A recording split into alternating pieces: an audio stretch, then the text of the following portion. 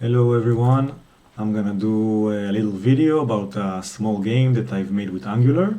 And basically what the game is every time I refresh the page, I get a new number, which I have to build with five binary numbers. So if you don't know how binary numbers work, basically each one of these represents a power of 2, and their combination should create the number, in this case 9. So I have in the console log, I have the result that is currently displayed by the number. So all the digits are 0, so the number is 0, and the goal is to reach 9.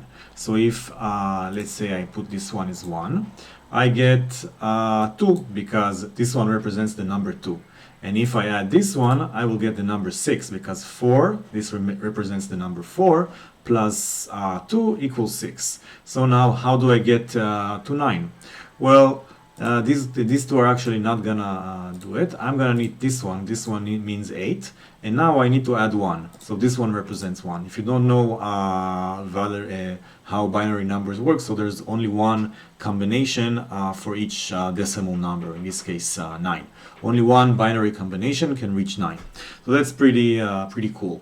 Okay, great. And this is again, I said how I built it. I built it with Angular, and part of the idea is to explain also the code which I used to build it. Well, first of all, you can see that when I succeeded, the form became valid. So you can see here in the log, I put when the form is invalid, it displays the wrong answer, and then it doesn't display anything. And when the form becomes valid, then it displays the right answer. And actually, the code to write this isn't very complicated. It's just a little game, and obviously there's like tons of ways that you can make this something like this work, but this is the way that I built it. In any case, I have I import the reactive form models. That's the way that I approach this, and I have this form control represents the result, the one that I'm trying to get to. It was 9 in that case, and it's was disabled. So as part of the setup of the form, I disabled this form control. Now I have also the select, the binaries with select. So I have a form array with form control each of number. Okay, and the answer is obviously a number. Okay, so the answer begins at -1. I use the non-nullable form builder to build this form because there's no reason to handle nulls, in my opinion. I don't see why I should do it in this case. And then when I start the number, I start the control with some implementation of a random formula, which means that I randomize a number between 0 and 1, which is obviously a fraction, and then I multiply it by 31 to get the full range, and then I floor it to get the whole part. By the way, if you're wondering why I use 31, because when you have 5 numbers, you can only reach between 0 and 31, with 5 binary numbers, okay? If you want to reach 32, for example, then you would have to use 6 binary numbers, okay? Continuing, these binaries I start with the same form builder. I started with an array function, and then I give it 5 initial values. Each one of them initiates a form control, and then I also give it a validation function, which I'll get into shortly.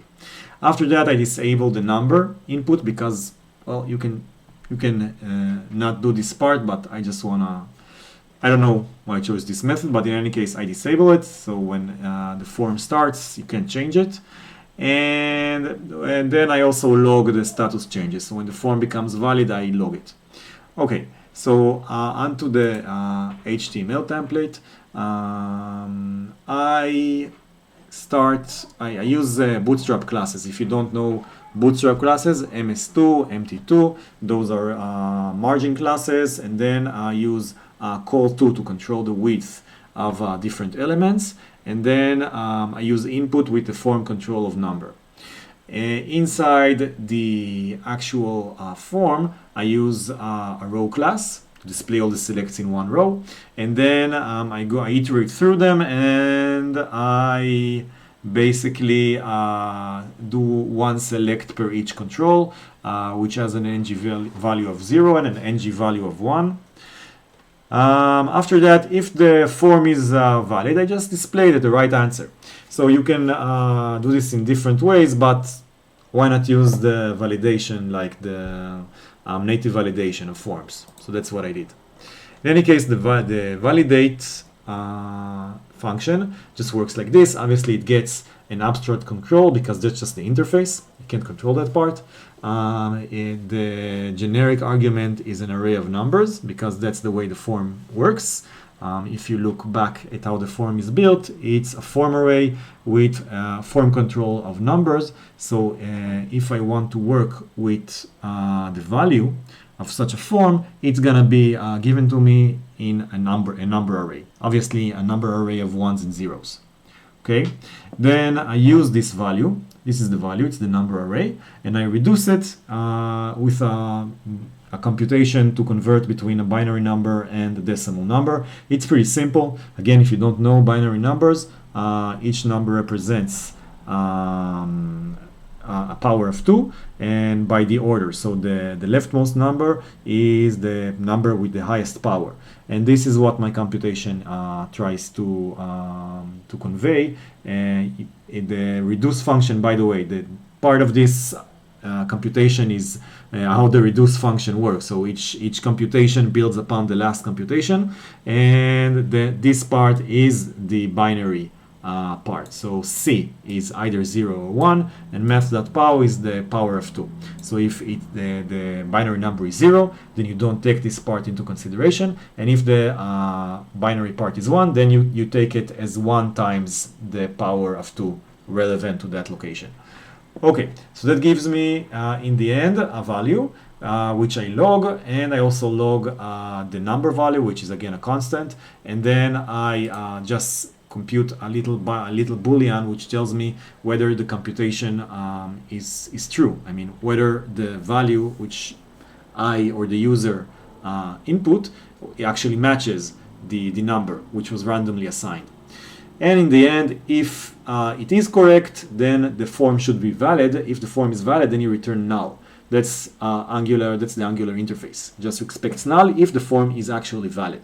If it's not valid, then it expects like a JSON with what the errors are.